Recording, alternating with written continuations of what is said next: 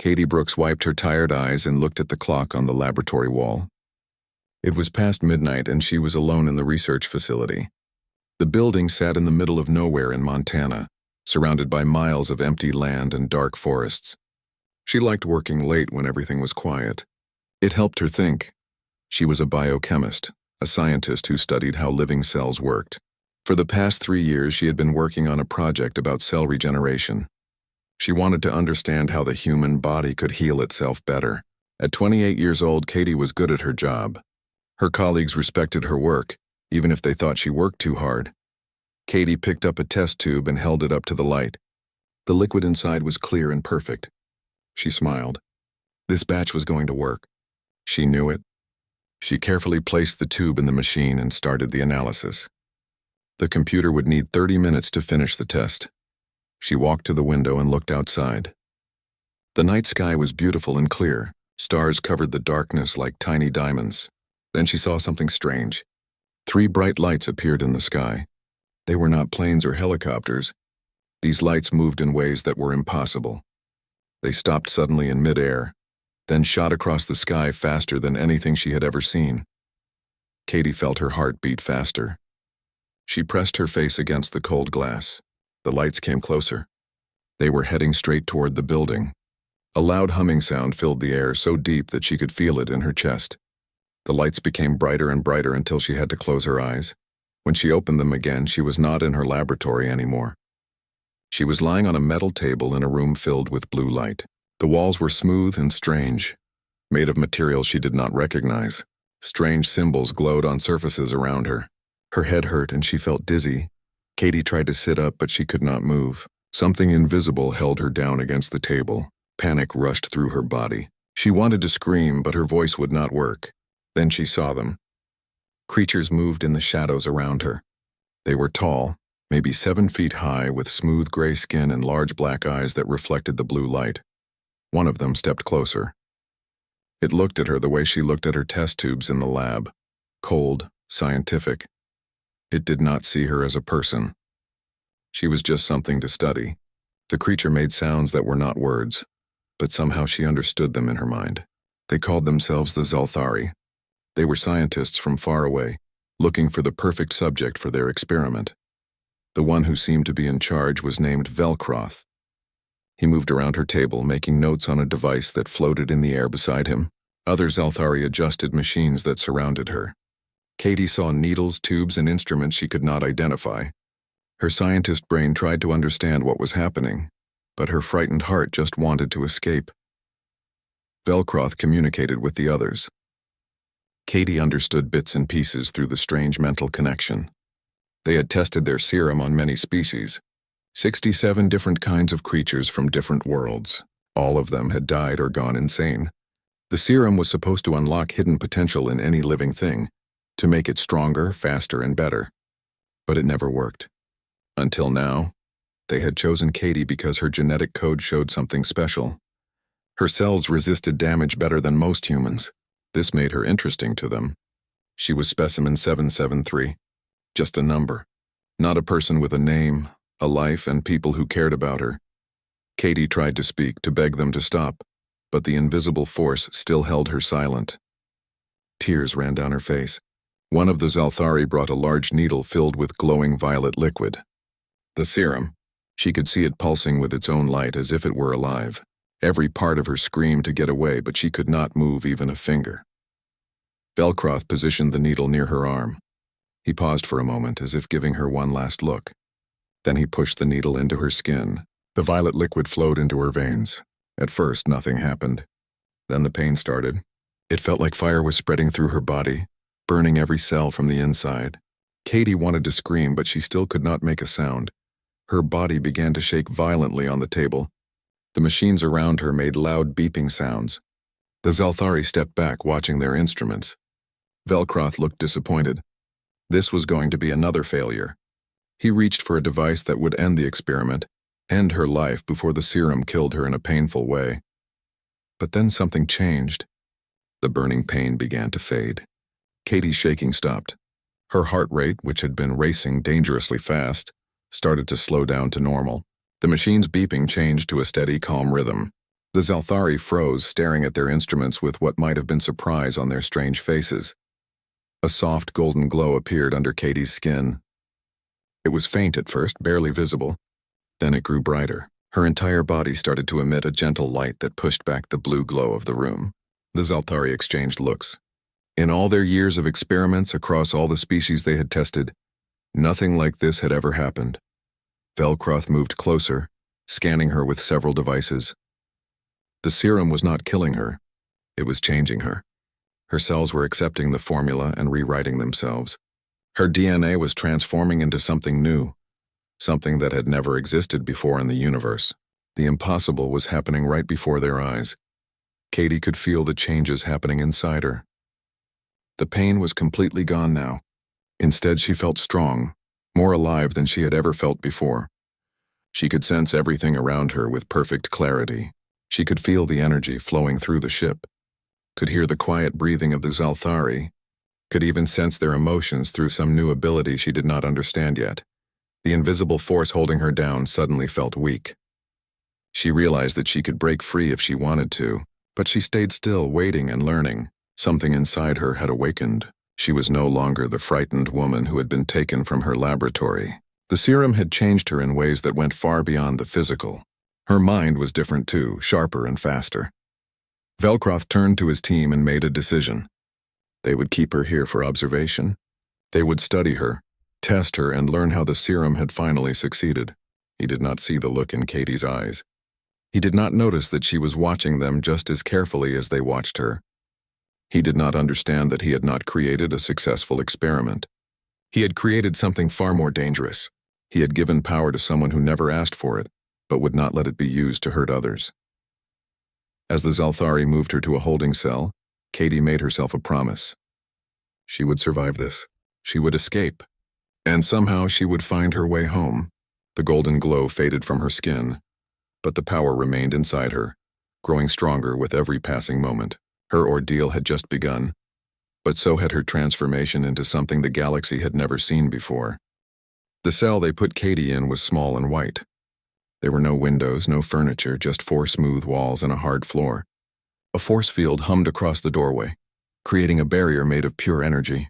She could see through it into the corridor outside, where Zalthari guards walked back and forth. 3 weeks passed. Every day the Zalthari came to run tests. They scanned her body, took samples of her blood, and measured everything they could think of. Velcroth was always there, watching and taking notes. The changes in Katie continued to grow. She could feel herself becoming stronger each day. On the 4th day, she discovered she could bend a metal bar they had given her to test her strength. She bent it as easily as if it were made of soft clay. The Zalthari scientists wrote down their observations with great excitement. On the 8th day, one of them accidentally dropped a sharp instrument. Katie caught it in mid-air before it hit the ground. Her reflexes were so fast that her hand moved before she even thought about it. But the physical changes were not the strangest part. Katie was developing new senses that no human should have. She could feel the electricity running through the ship's walls. She could sense the emotions of the Zalthari around her. When they felt curious, she knew it. When they felt concerned, she felt that too. It was like reading their thoughts, but not quite. She was reading their feelings instead. By the 2nd week, Katie noticed something else. She could understand the alien technology around her. When she looked at a control panel, she somehow knew what each button did. When she saw the force field generator, she understood how it worked. This knowledge came to her naturally, as if it had always been there. The serum had not just changed her body. It had changed her mind, giving her an intuitive understanding of things she had never studied. The healing ability appeared on day 16. During a routine test, a machine malfunctioned and cut her arm. Blood ran down to her elbow. The Zalthari rushed to stop the bleeding, but before they could reach her, the wound closed itself. The skin knitted back together in seconds, leaving no scar. Even the blood on her arm seemed to disappear, absorbed back into her body. The scientists stood frozen, unable to believe what they had just witnessed. Velcroth reported these developments to the Zalthari High Council. Katie could sense his mixture of pride and fear. He was proud that his experiment had finally worked after centuries of failures, but he was also afraid of what he had created. Katie was becoming something beyond their understanding. something that defied all their scientific models and predictions. On the 21st night, Katie was lying on the floor of her cell when she heard voices in the corridor. Two Zalthari scientists were talking as they passed by. She concentrated, using her new ability to sense emotions, and pushed a little further. Suddenly, she could hear their conversation clearly in her mind. They were discussing her future. The High Council had made a decision. They would dissect her to understand how the serum worked. They would take her apart piece by piece, studying every cell and tissue. Fear shot through Katie's body, but this time it was different from the fear she had felt when they first captured her. This time she had power. This time she could fight back. She sat up and looked at the force field blocking her door. She had been studying it for weeks, understanding how it worked. She knew it ran on a specific frequency of energy, and she had discovered that she could sense energy. Maybe she could do more than just sense it. Katie stood up and walked to the force field. She raised her hand slowly, carefully. She could feel the energy humming in front of her palm. She concentrated, imagining the energy flowing differently, imagining the frequency changing. At first, nothing happened. She took a deep breath and tried again, focusing all her attention on the field. The force field flickered. Just for a second, but it flickered. Katie's heart raced with hope. She tried again, pushing harder with her mind. The field flickered again, longer this time. She was doing it. She was actually manipulating the energy with her thoughts. She concentrated with everything she had, and suddenly the force field exploded in a shower of sparks. The barrier was gone. Alarms immediately started blaring throughout the ship. Red lights flashed in the corridor. Katie could hear the sounds of running feet and shouting voices. She had seconds before the guards arrived. She ran down the corridor, moving faster than she had ever moved in her life. The world seemed to slow down around her. She could see everything with perfect clarity. The first group of guards appeared at the end of the hallway. They raised their weapons, strange guns that glowed with blue energy. Katie did not think. She just acted.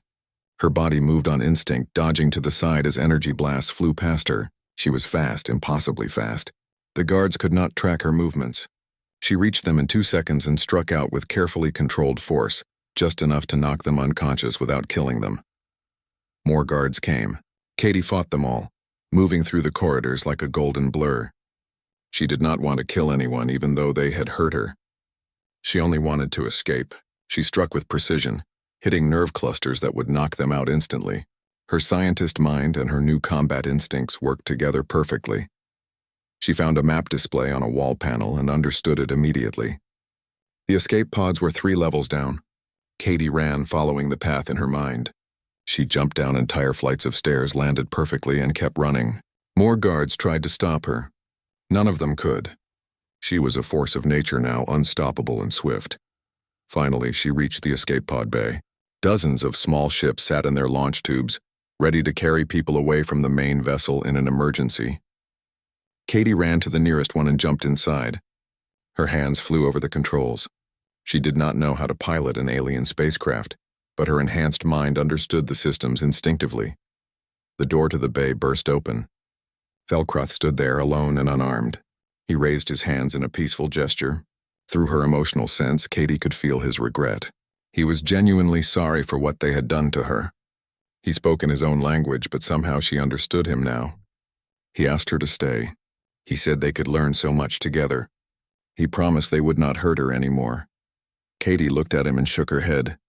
She could sense that he meant what he said, but she also knew that his people would never see her as anything but a specimen. She was not a person to them. She was data, information, a puzzle to solve. She could not stay here and be a prisoner, no matter how comfortable they tried to make it. She closed the pod door and activated the launch sequence. The pod shot out of the ship like a bullet from a gun, racing away into the darkness of space. Through the small window, she could see the massive Zalthari vessel growing smaller behind her. She had escaped, but she was lost in space with no idea where Earth was or how to get home. Katie checked the pod's navigation system. It was programmed to head for the nearest inhabited planet. That would have to be good enough. She sat back in the seat and took a deep breath. She was free, but she was also alone in a strange and dangerous galaxy. She looked down at her hands, which still glowed faintly with golden light. Whatever she had become, whatever challenges lay ahead, she would face them. She had survived the Zalthari. She could survive anything. The escape pod shook violently as it entered the atmosphere of Novara Prime. Katie held onto the seat as the small craft dropped through clouds and smoke. The landing was rough. The pod crashed into the ground, tearing through dirt and rocks before finally sliding to a stop. Smoke poured from the damaged hull. Katie pushed open the hatch and climbed out. She was in the middle of what looked like a busy marketplace. Hundreds of alien beings from dozens of different species stopped what they were doing and stared at her. The pod was broken and bent, sitting in a crater it had created when it crashed. No one should have survived that impact. But Katie stepped out without a scratch on her body. The crowd whispered and pointed. Some backed away in fear. Others came closer out of curiosity. Katie looked around at the strange world she had landed on. Tall buildings reached toward a purple sky. Flying vehicles zipped overhead. Merchants sold goods from stalls that floated in the air. This was nothing like Earth, nothing like anything she had ever imagined. A large alien with blue scales approached her. He wore what looked like an official uniform. He spoke in a language she did not know, but his tone was clear. He was asking questions. Katie tried to answer, but realized he could not understand her either. She felt frustrated and lost. She had escaped from the Zalthari only to find herself stranded on a world where she could not even communicate. Over the next few days, Katie learned to survive on Novara Prime. She discovered that the planet was a major trading hub, where beings from all over the galaxy came to buy and sell goods. She found food that humans could eat and a small room to rent in a cheap building. The alien landlord did not ask questions as long as she could pay, and Katie had taken some valuable materials from the escape pod to trade. She also learned that the galaxy was not a peaceful place. Crime was everywhere. Slavery was common. The strong took what they wanted from the weak. No government controlled this part of space. Each world made its own rules, and those rules often favored the rich and powerful. Katie saw suffering every day, and it made her angry. On her 8th day on Novara Prime, Katie was walking through the market when she heard screaming. A group of armed beings were forcing families into the back of a large transport vehicle. These were slavers, criminals who captured people and sold them. The families cried and begged, but no one in the crowd helped them. Everyone looked away, afraid to get involved. Katie felt something break inside her. She had been powerless when the Zalthari took her. She had been a victim, unable to fight back or save herself, but she was not powerless anymore. She had abilities that most beings could not even imagine, and she could not stand by and watch innocent people suffer when she had the power to stop it. She walked toward the slavers. There were 24 of them, all carrying weapons. They saw her coming and laughed. One of them, a huge creature with 4 arms, pointed his gun at her and told her to go away. Katie did not stop walking. The slaver fired his weapon. The energy blast hit her directly in the chest. She stumbled back 1 step, then stood up straight. The blast had burned a hole in her shirt, but her skin was undamaged. The wound had healed instantly. The slavers stopped laughing.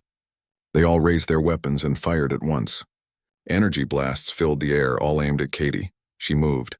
Her enhanced speed made her a blur to their eyes. She dodged between the blasts, running forward faster than they could track. She reached the first slaver and struck him in the chest.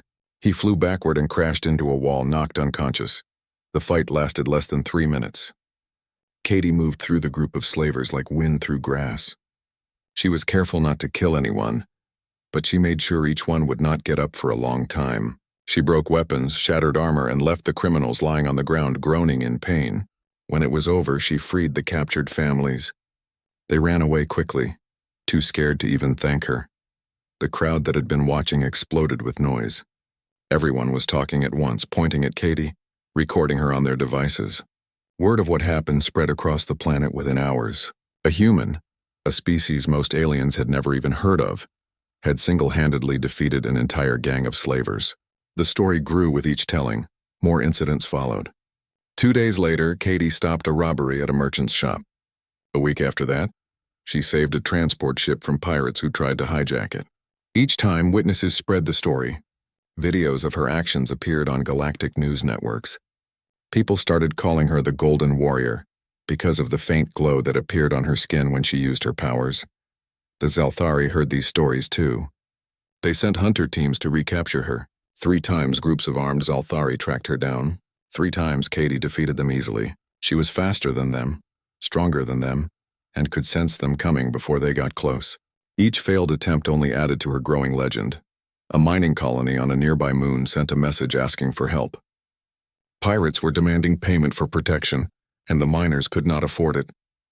Katie traveled to the moon and confronted the pirates. There were over 50 of them with ships and heavy weapons. She stood alone in front of their base and gave them one chance to leave peacefully. They refused and attacked. Katie destroyed their ships, disabled their weapons, and sent them running. The miners were saved. News of her actions reached farther and farther. On one planet, she saved a diplomatic ship carrying peace negotiators. On another, she stopped a bomb from exploding in a crowded station. She helped whoever needed help, regardless of their species or whether they could pay her. She did it because it was right, and because she finally had the power to make a difference. Some beings started to worship her.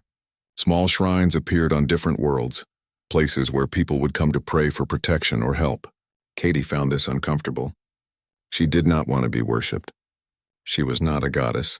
She was just someone trying to do the right thing with the abilities she had been given, but she could not control how others saw her.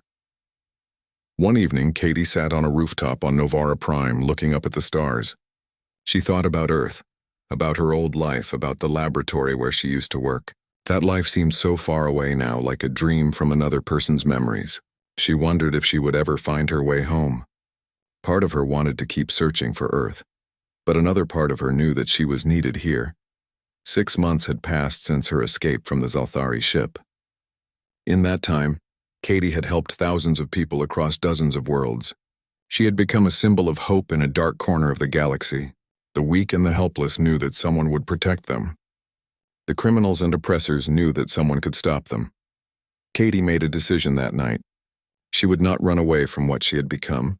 She would not hide her abilities or try to return to a normal life. She had been given incredible power. Not because she asked for it, but because the universe had put her in the right place at the right time. She would use that power to protect those who could not protect themselves. This was her purpose now. This was who she was meant to be. She stood up and looked out over the city lights. Tomorrow would bring new challenges, new people to help, new wrongs to make right. She was ready. The golden glow that the Zalthari had created through their experiment now burned steady and bright. Katie Brooks was no longer just a scientist from Earth. She was something new, something the galaxy desperately needed. She was a guardian and her work had only just begun. The emergency alert came through every communication device in the sector at the same time. Katie was helping repair a damaged water system on a small farming colony when the message appeared. Ancient machines had awakened on the edge of known space. They were attacking everything in their path, destroying ships, stations, and entire settlements. Within days, the situation became a crisis. The machines were not just attacking randomly. They were working together with frightening coordination. Military forces from several species tried to fight back, but their weapons barely scratched the machines' shields. Every strategy failed. Every battle ended with more losses. Millions of beings were fleeing their homes, running from an enemy that could not be reasoned with or stopped. Katie watched the news reports with growing concern. She saw footage of the machines. They were massive constructs of metal and energy, built by a civilization that had disappeared thousands of years ago. Somehow they had been activated, and their programming told them to destroy all current life forms. They saw every living species as a threat that needed to be eliminated. The galactic powers held an emergency meeting. Representatives from over 100 worlds gathered to discuss what to do. Katie watched the meeting through a public broadcast. She saw leaders arguing, blaming each other, and getting nowhere. Even the Zalthari sent representatives. For once, their cold scientific minds were stumped. They had no solution to offer. A military commander from the Thorian Empire presented their analysis. The machines were protected by shields that adapted to any weapon used against them. After the first few shots, the shields learned and became immune. Conventional warfare was useless. The only way to stop them would be to reach the central control system and shut it down from the inside. But that system was located deep within the machine network, protected by thousands of automated defenses. The commander finished his report with grim news. It would take an army to fight through to the central system, and the casualties would be in the millions. Even then, success was not guaranteed. The room fell silent. No one wanted to order that kind of sacrifice. But if they did nothing, the machines would keep spreading until they destroyed every civilization in the sector. Katie turned off the broadcast and sat quietly, thinking. She had the abilities to get through those defenses. She could move faster than the machines could target. She could sense energy and maybe manipulate the shields. Her body could heal from injuries that would kill anyone else. She was probably the only being in the galaxy who had a real chance of reaching the central system alive. The question was whether she was willing to try.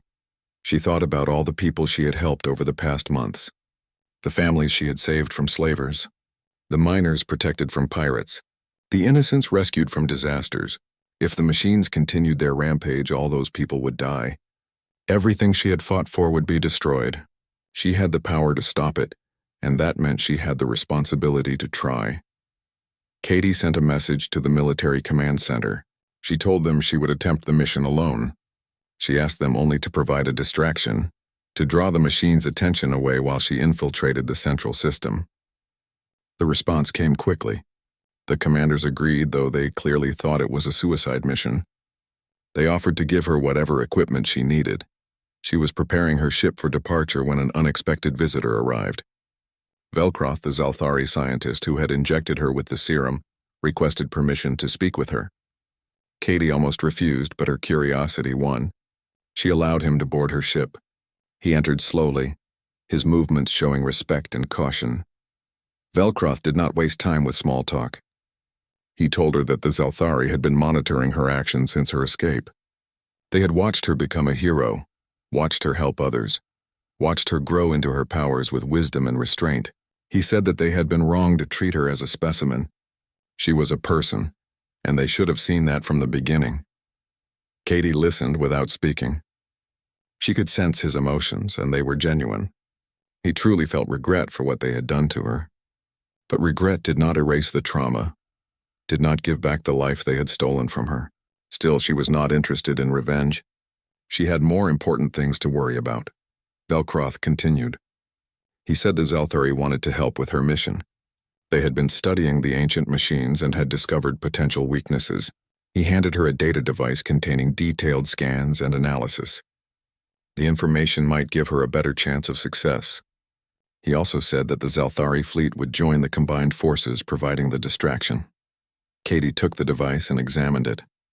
The data was detailed and useful. It showed the layout of the machine network, the power distribution systems, and the likely location of the central control. This information would definitely increase her odds of survival. She looked at Velcroth and asked him why they were helping. Why now, after everything that had happened? The Zalthari scientist was quiet for a moment. Then he said that watching her had taught them something important. Power without wisdom was meaningless. Knowledge without morality was empty. They had sought to create perfection through science, but Katie had shown them that true strength came from character, not from genetic enhancement. She had taken their experiment and made something better than they could have imagined, not because of the serum, but because of who she was as a person. Katie did not forgive them. She could not forget what they had done, the fear and pain they had caused. But she understood that beings could change, could learn from their mistakes. She accepted their help because lives were at stake, not because she had forgiven them. She told Velcroth that when this was over, the Zalthari needed to change how they conducted their research. They needed to see other species as equals, not as specimens. Velcroth agreed. He said the Zalthari High Council was already discussing major reforms to their scientific practices. Katie had shown them a better way. Before he left, he told her one more thing. The serum that changed her was unique. All the data about how to create it had been destroyed. There would never be another like her. She was one of a kind, and the galaxy was lucky to have her. After he left, Katie studied the data he had provided. She learned about the machines, their design, their weaknesses, and their power sources. She planned her approach, memorizing routes and identifying the most dangerous sections. The central control system was protected by layers of defenses that would kill anything that tried to reach it.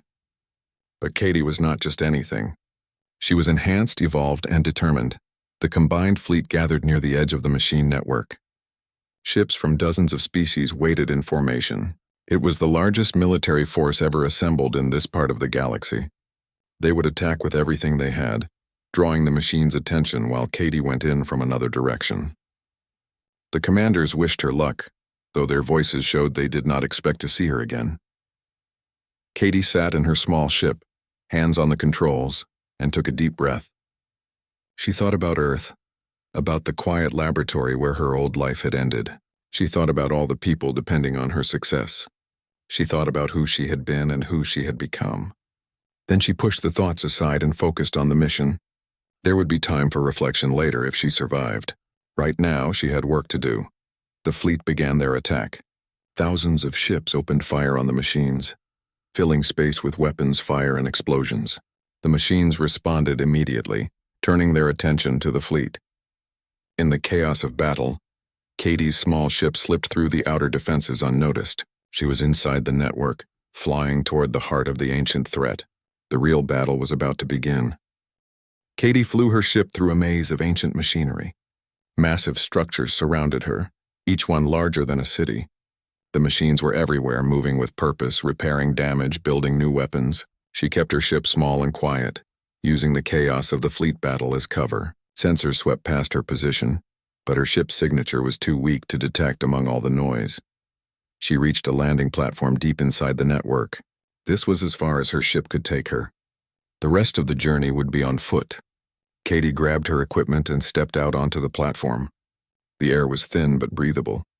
The gravity was slightly lighter than Earth normal. She could work with this. The moment she started walking, defense systems activated. Weapons emerged from the walls, targeting her with red laser sights. Katie ran before they could fire. Energy blasts tore through the air behind her, but she was already gone, moving faster than the targeting computers could track. She jumped over obstacles, slid under closing doors, and weaved between deadly beams of light. The defenses adapted quickly. The machines learned from each near miss, adjusting their aim, predicting her movements. Katie had to change tactics constantly, never using the same dodge twice. Her enhanced mind processed information at incredible speed, seeing patterns in the attacks, finding gaps in the defense grids. She was not invincible, but she was fast enough and smart enough to stay alive. She fought her way through 3 layers of security. Automated warriors made of metal and energy tried to stop her. She destroyed them with precise strikes, hitting their power cores and disabling them without slowing down. Each battle made her stronger, as if her body was still learning, still evolving. The Serum had given her amazing abilities, but practice and experience were making her even better. The central control chamber was protected by a massive door made of a material Katie did not recognize. She placed her hand on its surface and concentrated. She could feel the energy flowing through it, the complex locks and security systems. This was beyond anything she had faced before. The door was designed to withstand armies, to resist any force that could be thrown at it. Katie closed her eyes and focused all her attention on the energy patterns. She had learned to manipulate force fields and simple electronics, but this was different. This was ancient technology built by beings far more advanced than any current civilization. She pushed her consciousness into the door's systems, following the flow of power, understanding the logic behind the locks. For 10 minutes, she stood there perfectly still, working on the door with her mind. Sweat ran down her face from the effort. Her body glowed brighter and brighter as she channeled more energy. Finally, something clicked. The locks disengaged one by one. The massive door slowly opened, revealing the chamber beyond. The central control system filled the entire room. It was a sphere of pure energy, floating in the center of a vast space. Cables and conduits connected it to the walls, floor, and ceiling. This was the brain that controlled all the machines, the intelligence that was destroying civilizations. Katie walked toward it carefully, checking for traps or hidden defenses. When she was 10 feet away, the sphere suddenly changed color. A voice spoke in her mind, using a language that no longer existed but that she somehow understood. The central system was asking her to identify herself. It wanted to know what species she belonged to, why she was here, what authority she had to enter this place. Katie answered truthfully. She was human. She came from Earth. She had no authority except the need to protect innocent lives.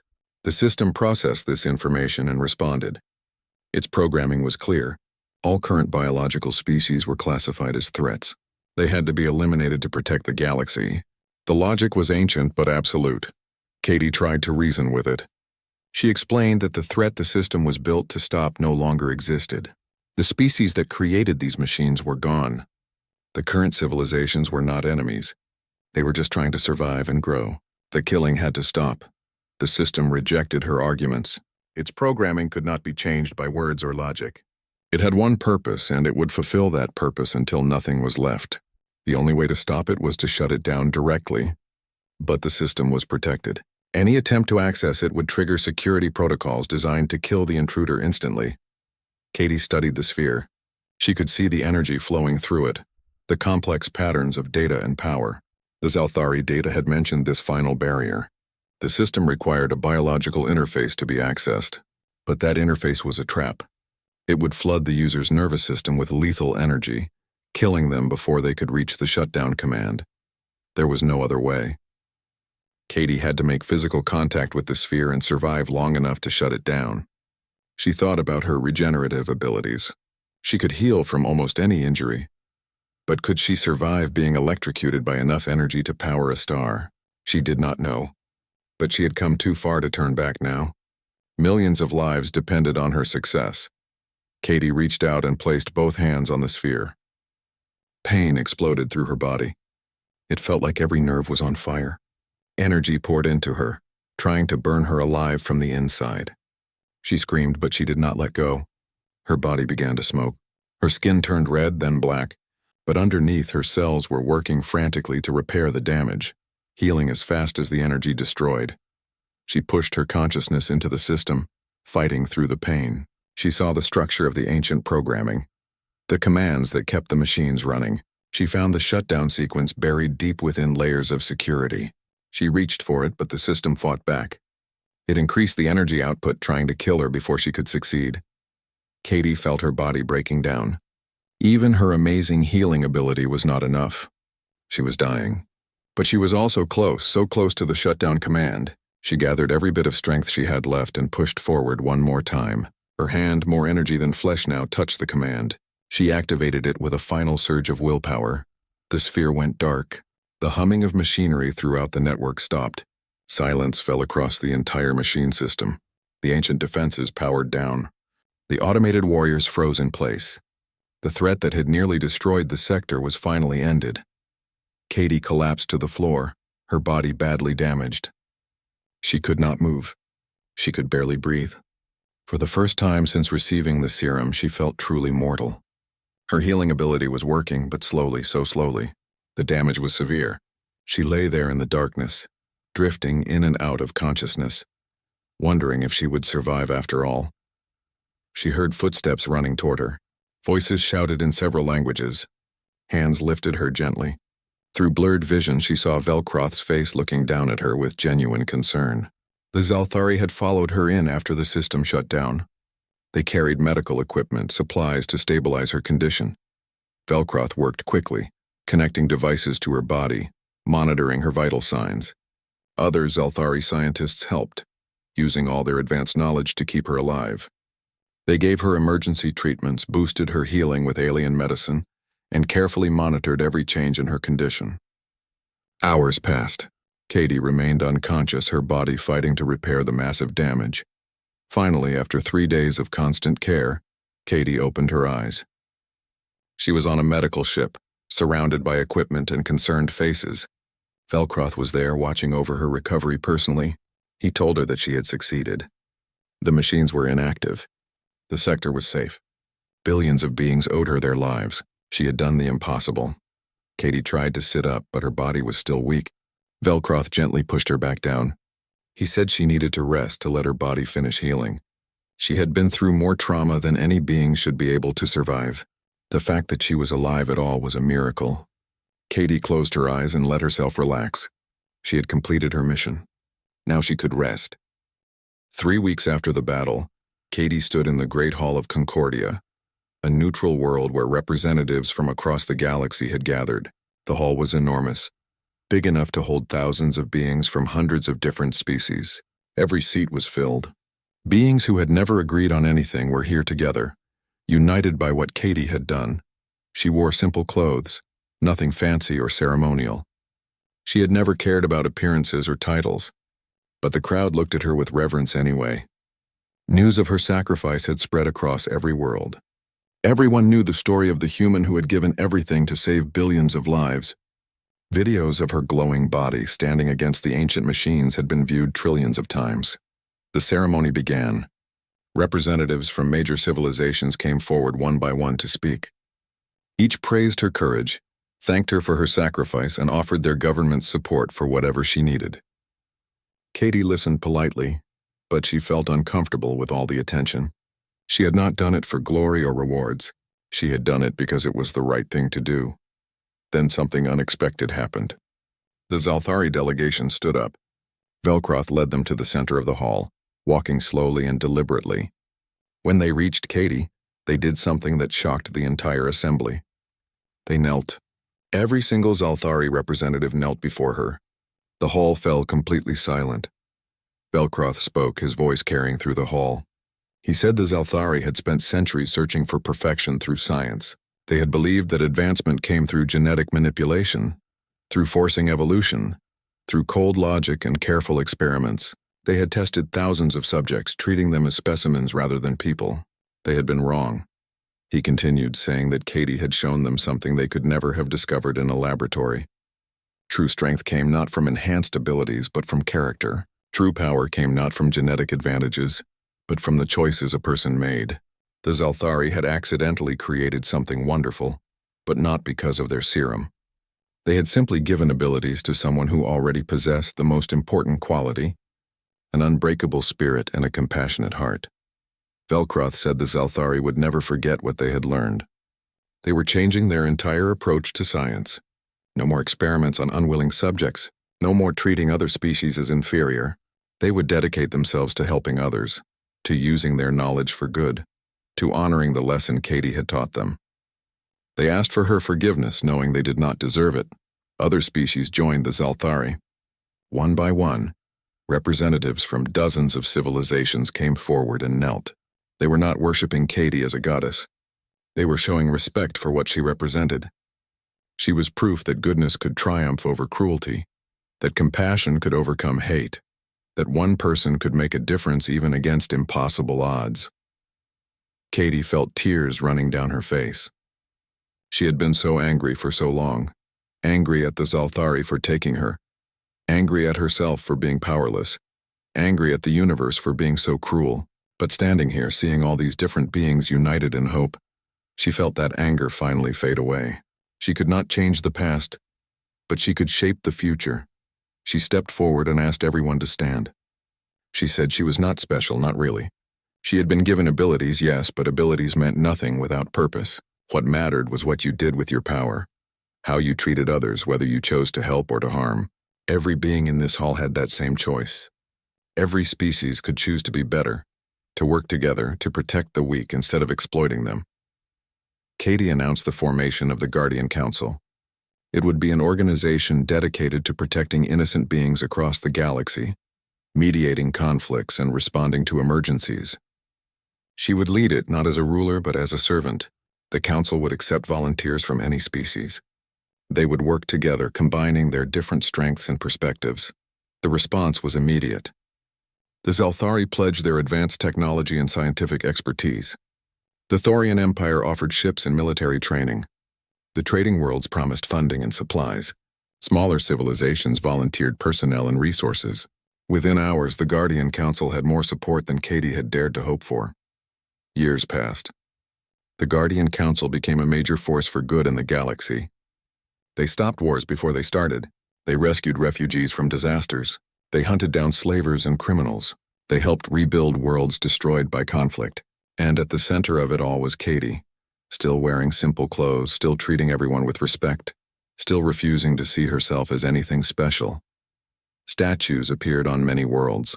Not statues for worship, but monuments to remember what one person could achieve. Children grew up hearing stories about the Golden Warrior who chose kindness over revenge, who chose to help rather than to hurt. Teachers used her example to show that heroism was not about powers or abilities. It was about making the right choice when no one was watching. The Zalthari kept their promise. They reformed their entire culture, abandoning their cold pursuit of knowledge at any cost. They became known as healers and teachers instead of experimenters. They studied ethics as carefully as they studied science. They credited Katie with saving them from themselves, with showing them what true advancement looked like. Katie occasionally returned to Earth. She walked through the forests of Montana where she had been taken. She visited her old laboratory, now a museum dedicated to her work. She talked to young scientists, encouraging them to use their knowledge to help others. She told them that humanity had something precious, a stubbornness to survive, an ability to adapt, and most importantly, a capacity to care about others even in the darkest times. She never stayed on Earth for long. The galaxy needed her, and she had accepted that responsibility, but she always promised to return. Earth was her home, and she wanted her people to know that one of their own was out there, protecting others, showing the universe what humanity was capable of when pushed to its limits. 10 years after the battle with the ancient machines, Katie stood on the observation deck of the Guardian Council headquarters. The station orbited a beautiful blue star, its windows looking out at millions of distant lights. She thought about how much had changed since that night in her laboratory, when strange lights appeared in the sky. She had been a victim, taken against her will and used in an experiment. She had been a prisoner, locked away and studied like an animal.